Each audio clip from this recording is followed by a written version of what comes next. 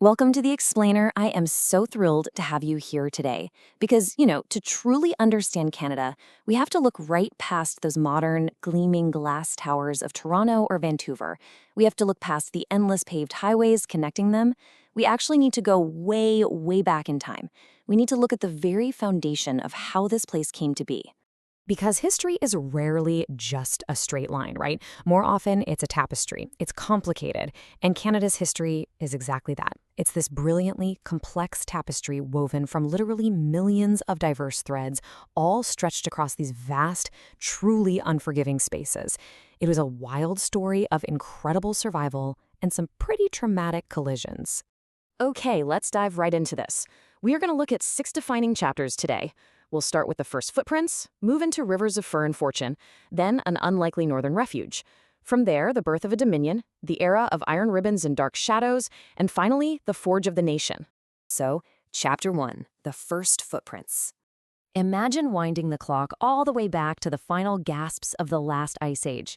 You've got these receding glaciers leaving behind this spectacular, massive wilderness, just a giant playground of stone and water. And into this world walked the first peoples. They crossed land bridges, they navigated really deep coastlines, and they settled across a staggering variety of landscapes. And we aren't just talking about scattered groups, we are talking about incredibly complex indigenous societies. You've got the Haida out on the misty Pacific coasts, the nomadic Cree tracking bison across the sprawling Great Plains, the powerful Iroquois Confederacy over in the eastern woodlands, and the deeply resilient Inuit navigating the frozen Arctic. They had deep spiritual roots, sophisticated laws, and massive continent-spanning trade networks. Then, jump ahead to around the year 1000. The Norse briefly arrive in Newfoundland, leaving a tiny little footprint. But the real shift? That happened in the 1400s and 1500s when European explorers like John Cabot and Jacques Cartier showed up. And what's absolutely fascinating here is how a simple linguistic mistake literally changed geography forever. So Cartier is sailing up the Grand St. Lawrence River, right? And he hears this local indigenous word, Canada, which really just meant village or settlement. Well, Cartier completely misunderstood. He thought they were telling him the name of the entire region. And, just like that, the name Canada was permanently stamped onto European maps. It's this incredible little aha moment of history hiding right there in plain sight. Chapter 2, Rivers of Fur and Fortune. Now, those European explorers who arrived on these shores, they were actually looking for spices. But instead, they struck what they called soft gold, beaver fur. Back in Europe, people were absolutely obsessed with felt hats made from beaver pelts. And this massive fashion craze sparked a ruthless, high-stakes corporate battleground. On one side, you've got the French building New France. Samuel de Champlain founds Quebec City in 1608. And this becomes a really unique society of farmers known as habitants, along with the coureurs de bois, these rugged runners of the woods who traded directly with indigenous nations. On the other side, though, you have the mighty British Empire. They set up the Hudson's Bay Company way up north, claiming a massive, massive chunk of the continent called Rupert's Land, while also building up the 13 colonies down south. And honestly, this continent simply was not big enough for both of these giant empires. For well over a century, the wilderness just echoed with musketry and cannon fire. The brutal climax to this whole rivalry finally went down in 1759 on the Plains of Abraham, right outside Quebec City. It was a really brief but totally decisive battle where the British captured the city. By 1763, the Treaty of Paris was signed, and just like that, with a single stroke of a pen, France completely surrendered its Canadian empire over to the British. But here's the thing, that huge victory left the British with a massive, mind-bending headache. I mean, think about it. How exactly do you govern this enormous new territory populated almost entirely by French Catholics and indigenous peoples, especially when you are an English Protestant empire? This was a super high-stakes puzzle, and it could easily have ended in utter disaster for them. Which brings us to Chapter 3, An Unlikely Northern Refuge. Faced with this massive governance challenge, the British were actually surprisingly pragmatic. They knew a heavy-handed approach would instantly spark a massive revolt. So they passed the 1774 Quebec Act to legally protect French civil law and religious freedom. And the timing on this was brilliant because literally just 1 year later, the American Revolution erupts. When the United States is born, tens of thousands of loyalists, people who wanted to stay loyal to the British crown, flee north. They pour into Nova Scotia, which leads to the creation of New Brunswick. They push into southwestern Quebec, which forces the creation of Upper Canada, what we now know today as Ontario. Suddenly, Canada becomes this really fragile duality. You've got French and Catholic in the east, English and Protestant in the west. And this hastily stitched-together colony faced its ultimate test when the U.S. invaded during the War of 1812. But a fierce, shared defense by British regulars, Canadian militias, and First Nations warriors actually repelled the invasion. It left everyone up north with this profound realization. They were fundamentally not American. They wanted a completely different path. Chapter 4. Birth of a Dominion. Fast forward to the 1830s. Citizens of this northern refuge are growing incredibly tired of being ruled by distant, out-of-touch British oligarchs. A massive thirst for actual democratic control is brewing. Armed rebellions flare up in 1837.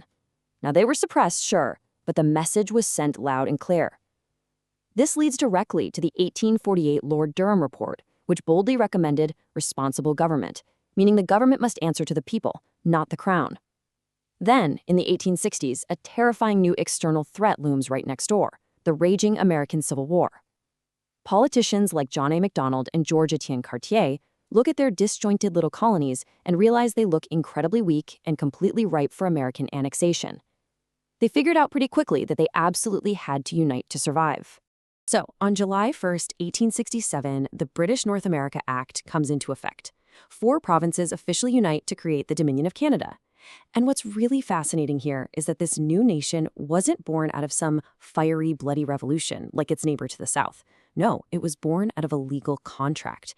It was this ambitious experiment in federalism, carefully designed from the ground up to preserve French culture while simultaneously embracing British parliamentary democracy. Chapter 5. Iron Ribbons and Dark Shadows. Now, having a country on a piece of paper is very, very different from having it in reality. For this vast, sprawling new dominion to actually survive, it had to be physically connected. Prime Minister John A. Macdonald envisioned this iron ribbon stretching all the way from sea to shining sea. And the construction of the Canadian Pacific Railway was a staggering miracle of engineering. It cut straight through the impenetrable solid rock of the Canadian Shield, and it somehow scaled the impossible jagged peaks of the Rocky Mountains. It was an absolute triumph. It finally brought British Columbia into the fold, and it lured millions of immigrants out to settle the vast prairies. But we have to look squarely at the reality here.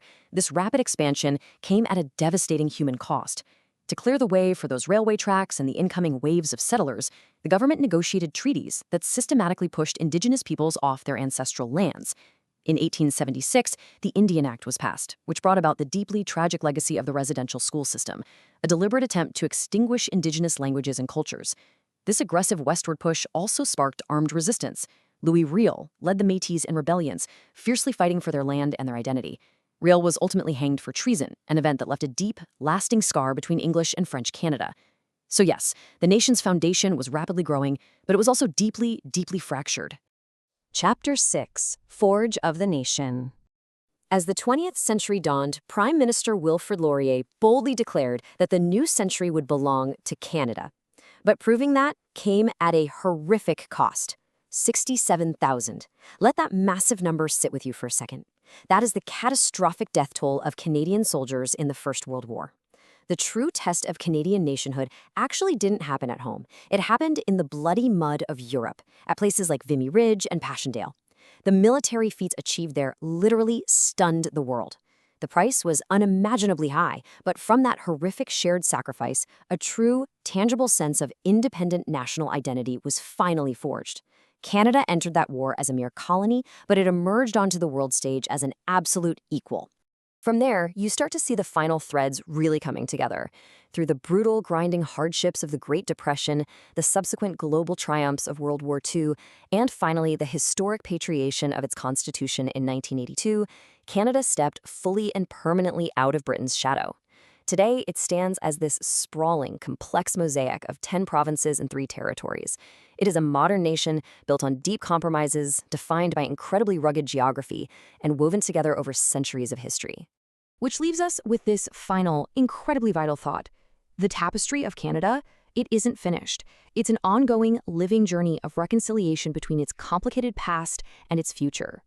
Every single new voice, from the descendants of those first footprints all the way to the newest arrivals landing at the airport today, adds a completely new thread to the story. So, how will this massive tapestry continue to be woven? What exactly does the next chapter look like? Thank you so much for exploring this fascinating source material with me today. Keep asking those big questions, and I'll see you in the next explainer.